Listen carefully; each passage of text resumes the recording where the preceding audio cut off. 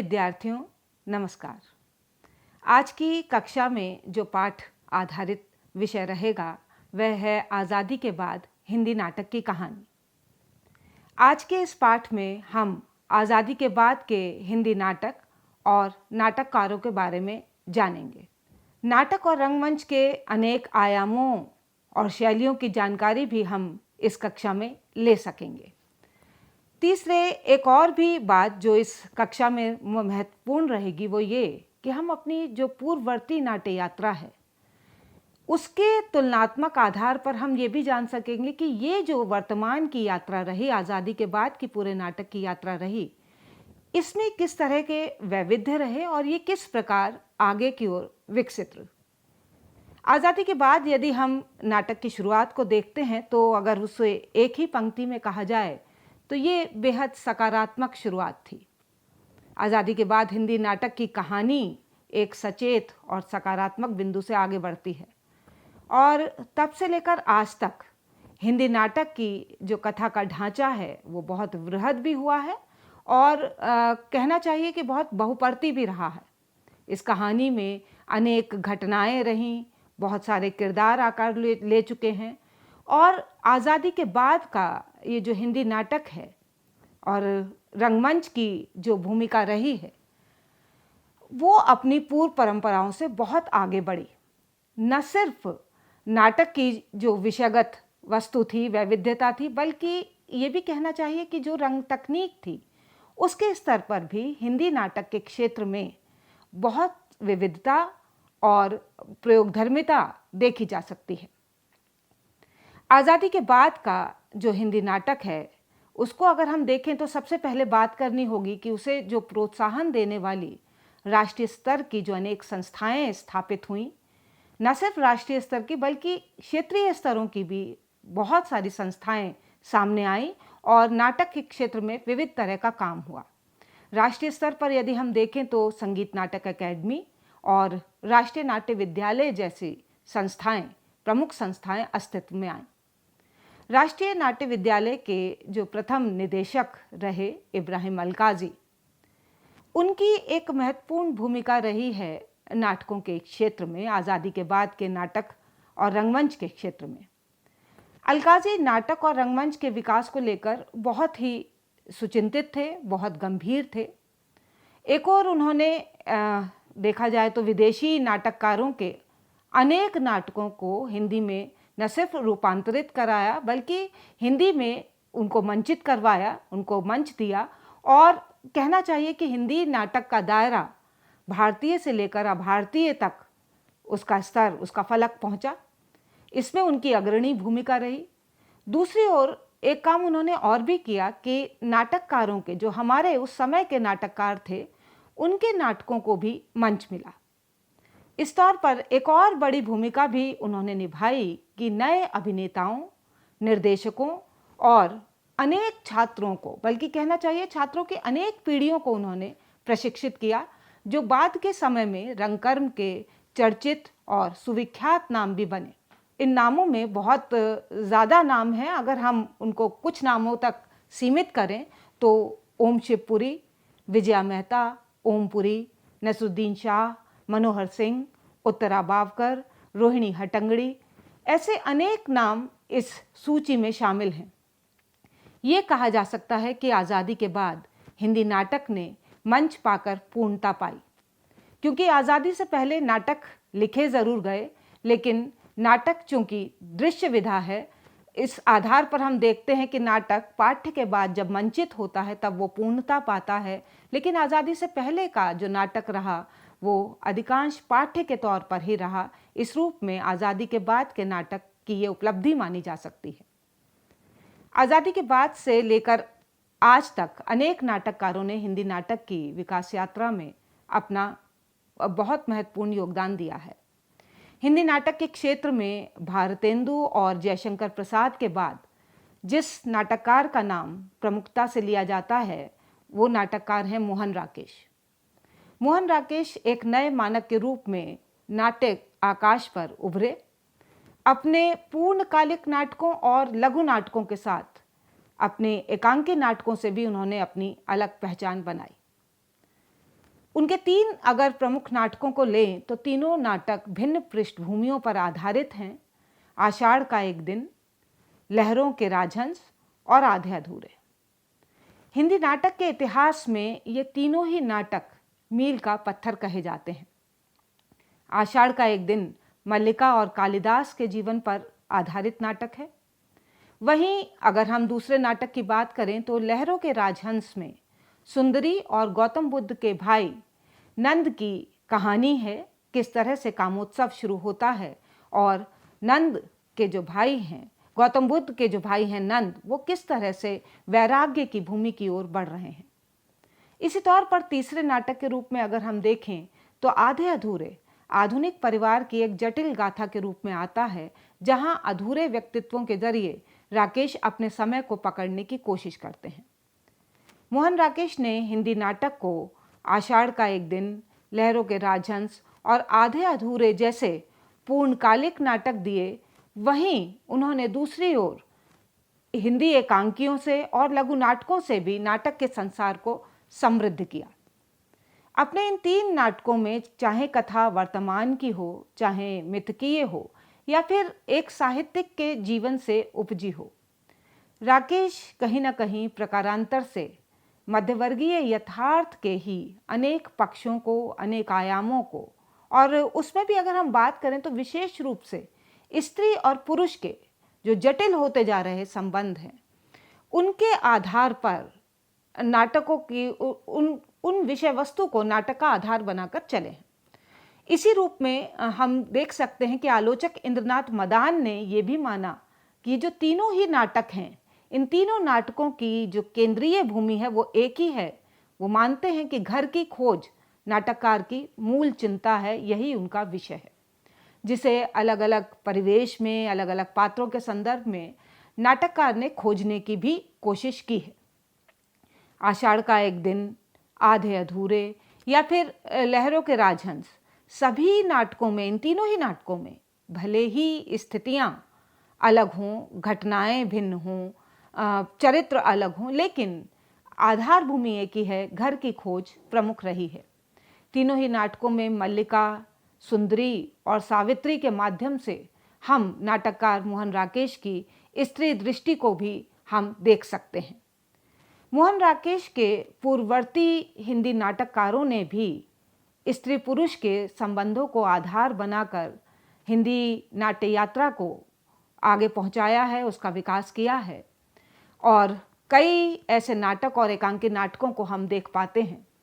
लेकिन मोहन राकेश स्त्री पुरुष संबंधों में अनेक ऐसी विस्फोटक विसंगतियों को नाटक के दायरे में ले आते हैं जो इससे पहले के हिंदी नाटक में हमें नहीं दिखाई देती, और वहीं से वो चरित्रों का अंतर्विरोध भी उद्घाटित करते हैं और साथ ही साथ वर्तमान के तनावों को भी इसमें लेकर आते हैं। मोहन राकेश के ही साथ एक और नाटककार का नाम भी हम ले सकते हैं कि अनेक नाटककार हैं उसी दृष्टि में उनके जो निर्देशन रहे मोहन राकेश के नाटकों के, उनको भी देखा जा सकता है कि जैसे शुरू से लेकर आज तक भी राकेश के नाटक जो नाट्य महोत्सव हैं उनका हिस्सा बनते रहे, और बाद में इन पूर्णकालिक नाटकों के अलावा उनके जो लघु और हास्य कलेवर के जो नाटक हैं, मान लीजिए जैसे अंडे के छिलके है, वो एकांकी नाटक है जो हास्य व्यंग शैली में आता है, और इसी शीर्षक से जो उनके अन्य एकांकी है जैसे सिपाही की माँ है, प्यालियाँ टूटती हैं, या फिर बहुत बड़ा सवाल जो बहुत चर्चित नाटक रहा है मध्यवर्गीय दायरे का, वो भी इसमें शामिल है। मोहन राकेश के साथ ही लक्ष्मी नारायण लाल का भी नाटक के क्षेत्र में बहुत बड़ा योगदान है, और आज़ादी के बाद उनके जो नाटक सामने आए हैं वो हम देख सकते हैं, अंधा कुआं है, मादा कैक्टस है, मिस्टर अभिमन्यु है, कर्फ्यू है, अब्दुल्ला दीवाना है, ये सब बहुत चर्चित नाटक रहे हैं। इन्हीं के साथ साथ अगर हम आज़ादी के बाद गीति काव्य के रूप में नाटक की उपस्थिति को देखना चाहते हैं तो आज़ादी के ठीक बाद का जो समय है वो समय हम देखते हैं, उसमें नाम उभरता है धर्मवीर भारती के गीति नाटक अंधा युग का। जो प्रकाशित हुआ और मंचित हुआ। ये गीति नाटक मूल रूप से महाभारत की कथा को आधार बनाकर मिथकीय संदर्भों को लेकर चला है, लेकिन मिथकीय संदर्भ समकालीनता के साथ इसमें परिभाषित हुए हैं और साथ ही साथ उनका रूप भी बदला है। इसी तौर पर इस नाटक में देखा जा सकता है कि मूल्य विघटन और मोहभंग की कहानी ये नाटक उठाता है और ये कहानी बहुत सशक्त तरीके से इसमें व्यक्त भी हुई है। इस नाटक में मिथकीय संदर्भों से आधुनिक स्थितियां बहुत प्रतीकात्मक रूप में पेश आई हैं। वो मुद्दा चाहे युद्ध विरोध का हो, मूल्य विघटन का हो या फिर थोड़ा बहुत आज़ादी से कुछ मोहभंग का भी। यह नाटक देश भर में मंचित हुआ है और इसका पहल जो मंचन था वो इब्राहिम अलकाजी के ही निर्देशन में दिल्ली के पुराने किले में ये इसे मंचित किया गया। इत्तेफाक या इससे आगे की बात यह है कि इब्राहिम अलकाजी के ही एक विद्यार्थी भानु भारती, जो आज हिंदी निर्देशकों में एक बड़ा नाम है, उन्होंने हाल ही के कुछ वर्षों में इसकी दोबारा प्रस्तुति की, इसका निर्देशन किया इस नाटक का, और पुराने किले में फिर से इसकी भव्य प्रस्तुति कुछ वर्ष पूर्व ही हुई है। युद्ध के विरोध का ही एक और नाटक रामेश्वर प्रेम का नाटक भी रहा है, जिसका शीर्षक रहा शस्त्र संतान। नाटक में प्रयोग धर्मिता के अनेक स्तर आज़ादी के बाद की हिंदी नाटक की यात्रा में दिखाई देते हैं। एक ओर जहां इनका कलेवर काव्यमय रहा तो कहीं कहीं हास्य व्यंग परक भी रहा। कहीं शैली अमूर्तन की रही तो कहीं शैली यथार्थवादी भी रही। देश भर में श्यामानंद जालान, बीबी कारंथ, प्रतिभा अग्रवाल, उषा गांगुली, राजेंद्र नाथ, सत्यदेव दुबे, बहुत सारे ऐसे निर्देशक रहे जिन्होंने नाटकों के क्षेत्र में नाटकों को मंचित कराने में जिनकी अग्रणी भूमिका रही। हम लक्ष्मी नारायण लाल, सत्यव्रत सिन्हा और बाद में हम आते हैं तो हबीब तनवीर, राम गोपाल बजाज, प्रसन्ना, वामन केंद्रे, देवेंद्र राजंकुर, रतन थियम, हेमा सहाय, संजय उपाध्याय जैसे अनेक नाम हैं जो नाटक के क्षेत्र में जो विलक्षण निर्देशक और रंगकर्मी रहे, जिन्होंने रंगकर्म के क्षेत्र को अपने कुशल निर्देशन से समृद्ध किया है। बात यदि हम शैलियों की करें तो आज़ादी के बाद के नाटक में अगर हम एक शैली को प्रमुखता से देखें तो यूँ तो बहुत सारी नाट्य शैलियाँ विकसित हुईं और उनमें हम विविधता भी देखते हैं, लेकिन नाटक को एक नवीन शैली प्रदान करने वाले नाटककारों में हम नाम लेना चाहेंगे भुवनेश्वर प्रसाद का। भुवनेश्वर हिंदी में नए नाटक को लेकर सामने आते हैं और हम ये भी कह सकते हैं वो एक तरह से अपनी शैली के वैशिष्ट्य के कारण नए नाटक के जन्मदाता कहे जा सकते हैं। उनके नाटक और एकांकी नाटक के क्षेत्र में एक नयापन लेकर आते हैं। वे एक ओर देखा जाए तो सामाजिक संरचना में वो जो जड़ जमाए बैठी हुई, चाहे वो दकियानूसी रूढ़ियाँ हो, सामंती रूढ़ियाँ हो, उनको बहुत हद तक कटघरे में खड़ा करते हैं। तो हम दूसरी ओर ये भी देख सकते हैं कि दाम्पत्य में किस तरह से पति पत्नी के बीच जो यांत्रिक हो चले संबंध हैं वो कहीं ना कहीं उन्हें भी टारगेट करते हैं, उन्हें भी निशाना बनाते हैं। हिंदी नाटक में असंगत नाटक और अमूर्तन शैली के नाटककारों में या उसके जन्मदाता जो माने जाते हैं वो भुवनेश्वर हैं और ये नाम एक स्थायी नाम है इस शैली का। एक ऐसे प्रयोग के साथ वे हिंदी नाटक के क्षेत्र में उतरते हैं जहां अब तक कथा का एक जो मुकम्मल ढांचा जो पहले के नाटकों में हम देखा करते थे वो चला आ रहा है, जो नाटक को गति देता था। भुवनेश्वर के यहाँ आकर वो जो एक व्यवस्थित एक मुकम्मल ढांचा है वो भरभरा कर गिर पड़ता है। हिंदी में अपने पूर्ववर्ती नाटककारों को यदि भुवनेश्वर के संदर्भ में देखें, चाहे वो भारतेंदु हों, चाहे वो जयशंकर प्रसाद हों, उनकी तरह के लंबे और सुदृढ़ कथानक केंद्रित नाटक हमें भुवनेश्वर के यहाँ नहीं मिलते।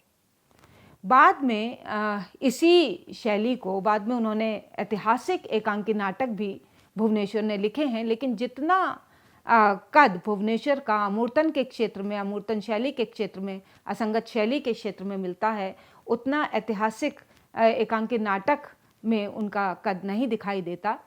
नाटक में उठाई गई समस्या को भुवनेश्वर बहुत गहराई में ले जाकर पात्रों के मनोविज्ञान को पकड़ते हैं, ये उनका मंतव्य रहा है। कारवां जो उनका प्रतिनिधि एकांकियों का संग्रह है, इसमें चाहे एकांकी तांबे का कीड़ा हो और या स्ट्राइक या श्यामा एक वैवाहिक विडंबना, उनके अनेक एकांकी नाटक हिंदी में अलग से लक्षित होते हैं। भुवनेश्वर के बाद असंगत नाटक के क्षेत्र में विपिन कुमार अग्रवाल का नाम मुख्य है।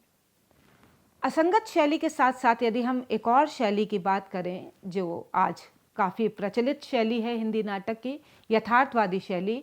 यहाँ यथार्थवादी अगर शैली की हम बात करेंगे तो अपने नाटकों और एकांकियों में यथार्थवादी शैली को आधार बनाकर उपेंद्र नाथ अश्क ने बहुत सारे नाटक और एकांकी रचे। मध्यवर्गीय चरित्रों को उकेरा है उन्होंने।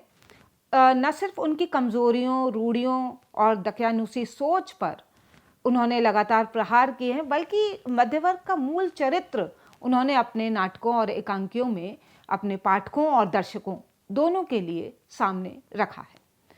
हास्य और व्यंग की शैली में समाज का यथार्थ बहुत ही सहज सी लगने वाली घटनाओं के माध्यम से उन्होंने उकेरा।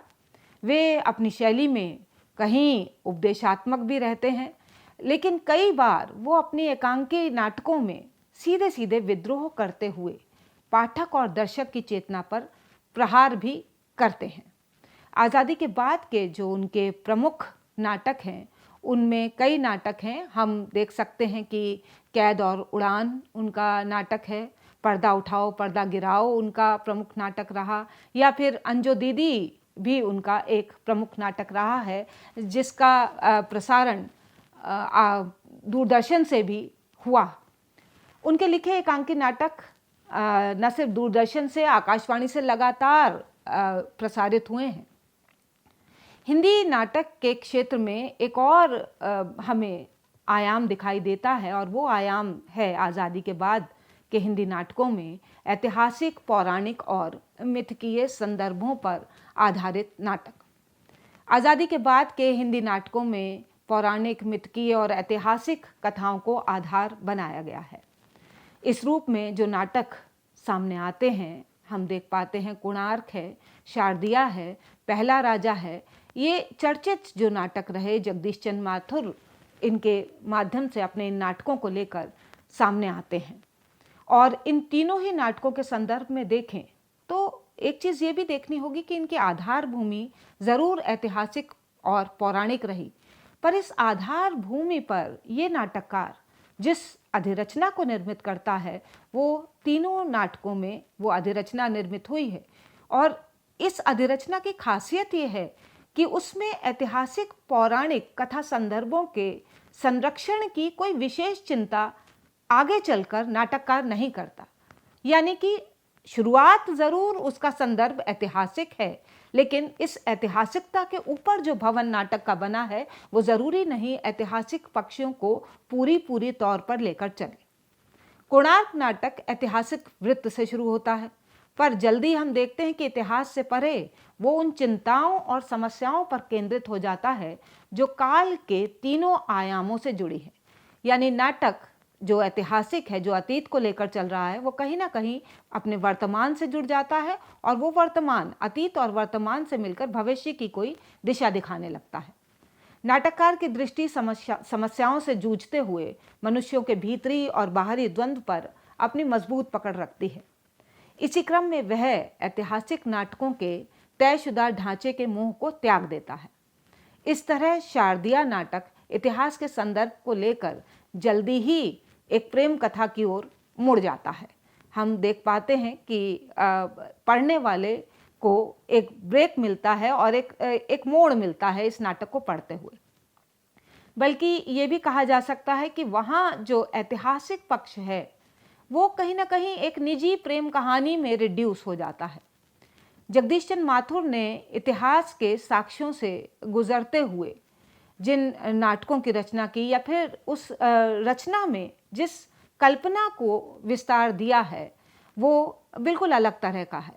इसी आधार पर हम उनके बहुचर्चित और बहुमंचित नाटक कोणार्क को आज़ादी के बाद का एक बिल्कुल भिन्न रूप में एक नया नाटक ज़रूर कह सकते हैं। कोणार्क नाटक को यदि हम देखें तो वह इसलिए नया है क्योंकि उसने अपने पूर्व की जो सशक्त नाट्य परंपराएं रही हैं उनका अंधानुकरण नहीं किया है, बल्कि एक नया मार्ग उसमें ढूंढा है। इसे हम कह सकते हैं कि यथार्थवादी जो नाट्य लेखन की परंपरा का पहला ऐतिहासिक नाटक कोणार्क है, जो कि कला के सरोकारों पर बात करता है।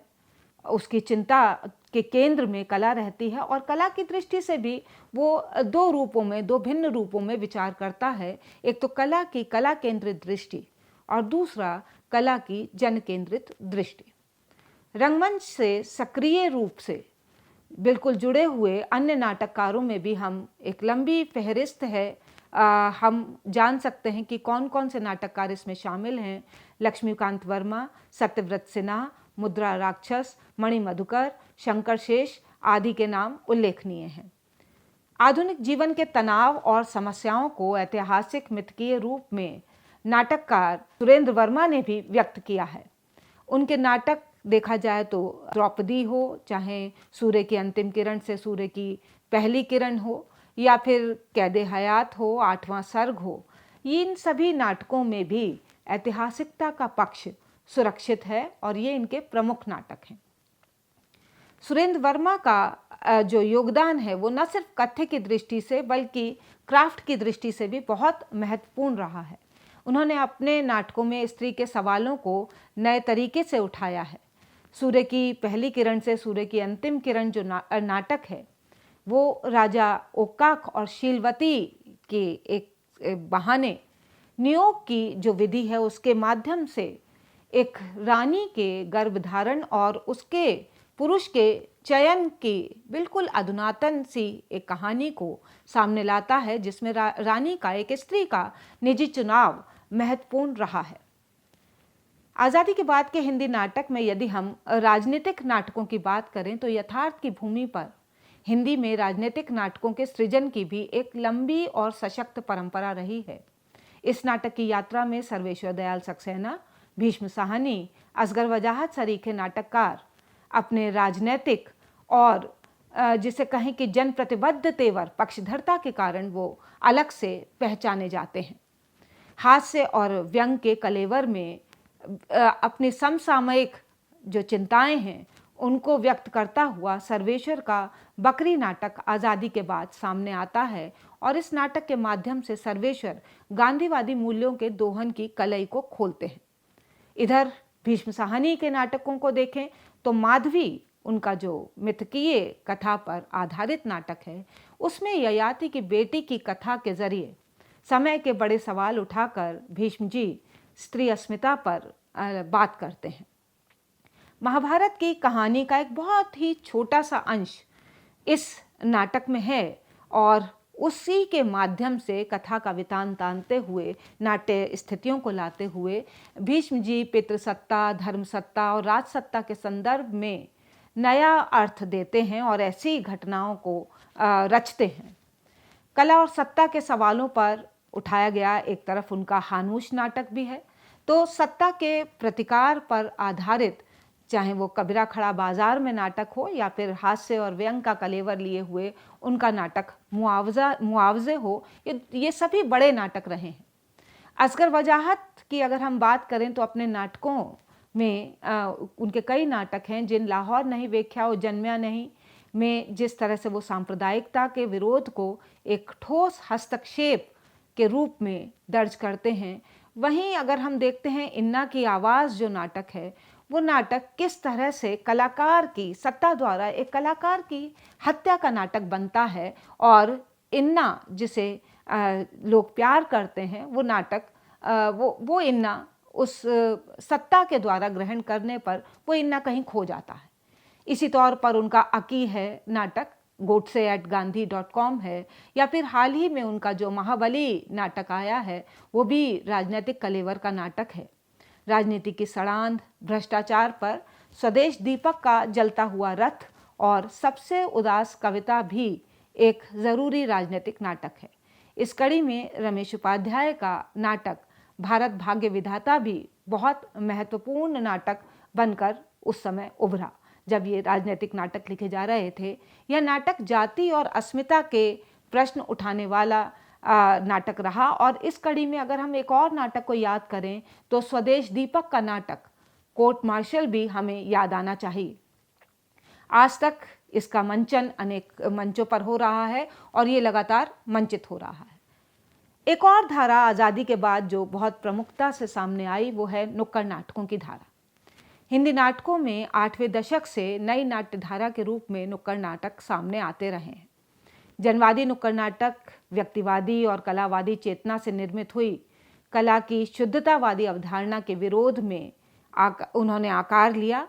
आंदोलन धर्मिता की जो ज़मीन है उससे ये नाटक खड़े होते हैं और प्रतिबद्धता और जनपक्षधरता से आकार ग्रहण करते हैं।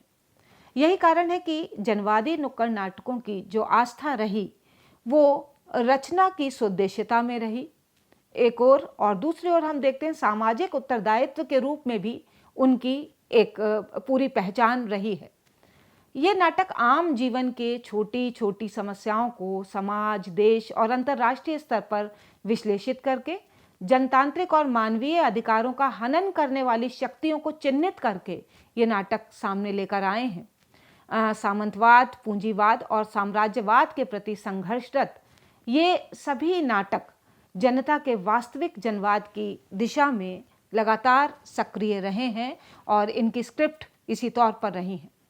नुक्कड़ नाटक आंदोलन का आरंभ, जैसा मैंने पहले ही बताया, कि 8वें दशक में हुआ और ये वो समय था जब शासक वर्गीय तानाशाही की प्रवृत्ति से जनता आजे जा चुकी थी। जनता के अधिकारों का हनन हो रहा था।